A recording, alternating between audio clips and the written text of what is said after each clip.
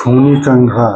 साल 1989 की बात है। राजस्थान के एक छोटे से कस्बे भाटीपुर में एक पुराना हवेली नुमा मकान था, ठाकुर हवेली। कहते हैं कि उस हवेली में आज भी रात के समय किसी औरत की कराहने की आवाज़ सुनाई देती थी।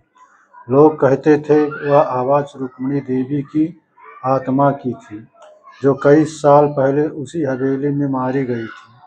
भाटीपुर के लोग उस हवेली से कोसों दूर रहते थे। दिन में भी कोई उधर जाने की हिम्मत नहीं करता था। बच्चों को डराने के लिए माताएं कहती, अगर शरारत की तो खूनी कंघा आ जाएगा। या खूनी कंघा नाम खुद में रहस्य था। लोग कहते थे कि रुक्मिणी देवी की मौत का कारण वही कंघा था। रुक्मिणी देवी ठाकुर प्रताप सिंह की पत्नी थी, बेहद सुंदर, लेकिन अपनी सुंदरता पर बहुत घमंडी। हर सुबह वह अपने लंबे काले बालों को उस चांदी के कंघे से संवारती जो किसी तांत्रिक ने ठाकुर को दिया था। तांत्रिक ने चेताया था, यह कंघा रुक्मिणी की सुंदरता बढ़ाएगा, पर एक दिन इसका लाल रंग उसका खून मांगेगा। प्रताप सिंह हंस दिए। उन्होंने उस बात को अंधविश्वास समझा, पर वही कंघा एक दिन खूनी कंघा बन गया। एक रात रुक्मिणी देवी का शव हवेली के कमरे में मिला। चेहरा नीला पड़ चुका था और हाथ में वही चांदी का कंघा कसकर थामा हुआ था।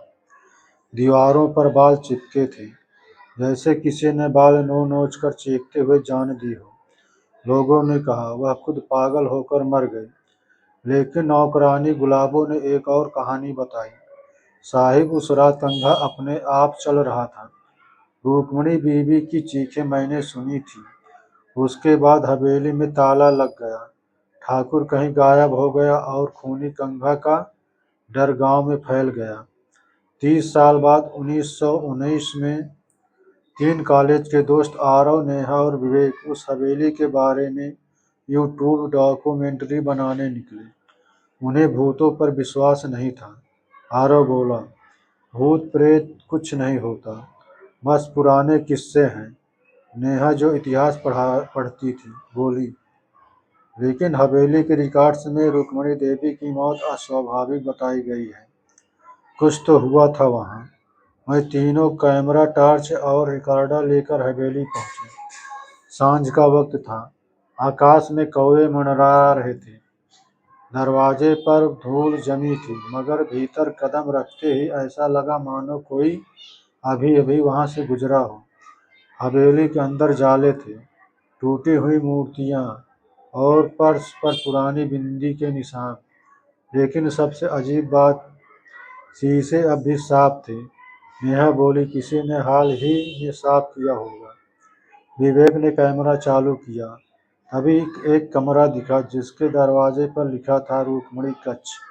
अंदर सब कुछ धूल से ढका था, पर एक चीज बिल्कुल नई जैसी चमक रही थी, एक चांदी का कंघा। आरव ने हंसते हुए कहा, लगता है यही मशहूर खूनी कंघा है। नेहा ने मना किया, मत छुओ, इसे कहते इसमें आत्मा है। पर आरव ने बात अनसुनी की और कंघा उठा लिया। जैसे ही उसने कंघा हाथ में लिया, कमरा ठंडा पड़ गया। पंखे जैसी हवा चली और शीशे में रुक्मिणी देवी की परछाई झलकने लगी। लंबे बाल, लाल साड़ी, आंखों से बहता खून। नेहा चीख पड़ी, आरव फेंको इसे। पर आरव के हाथ जकड़ गए थे।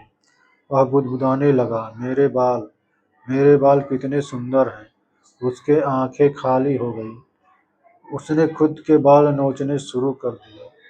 खून बहने लगा, कंघे की चांदी लाल हो गई। विवेक और नेहा किसी तरह उसे बाहर खींच लाए, पर कंघा अब भी उसके हाथ में था। रात में तीनों हवेली के पास वाले ढाबे में रुके। आरव शांत था, पर उसकी आंखों में पागलपन झलक रहा था। उसने धीरे से कहा, वो मुझसे बात करती है, कहती है सुंदर बनो।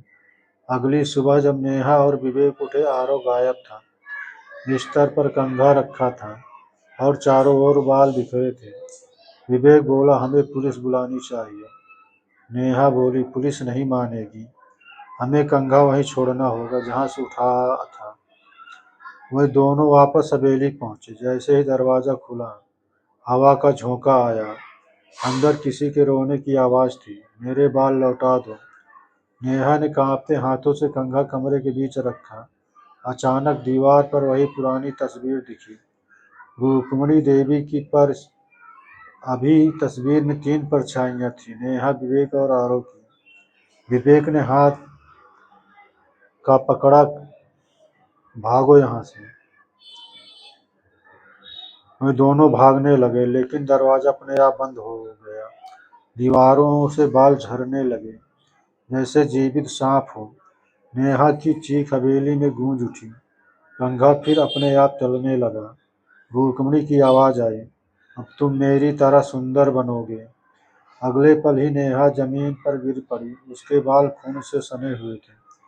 विवेक ने दरवाजा तोड़ने की कोशिश की, पर कोई ताकत उसे पीछे खींच रही थी।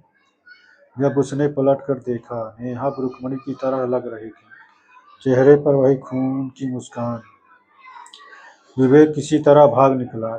उसने कस्बे में पहुंचकर सबको बताया, पर कोई नहीं माना। 2 महीने बाद पुलिस ने हवेली से एक शव निकाला, आरव का। हाथ में वही कंघा था। रिपोर्ट में लिखा गया, खुदकुशी। लेकिन नेहा और विवेक का कोई सुराग नहीं मिला। आज भी जब कोई उस हवेली के पास जाता है, तो शीशे में एक औरत बाल संवारती दिखाई देती है।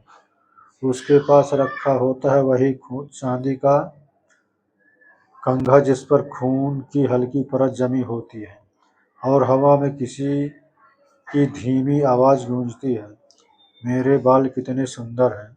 अहंकार और लालच सबसे भयानक श्राप बन जाता है। सुंदरता की चाह अगर आत्मा को निगल ले, तो इंसान का अंत भयावह होता है। धन्यवाद।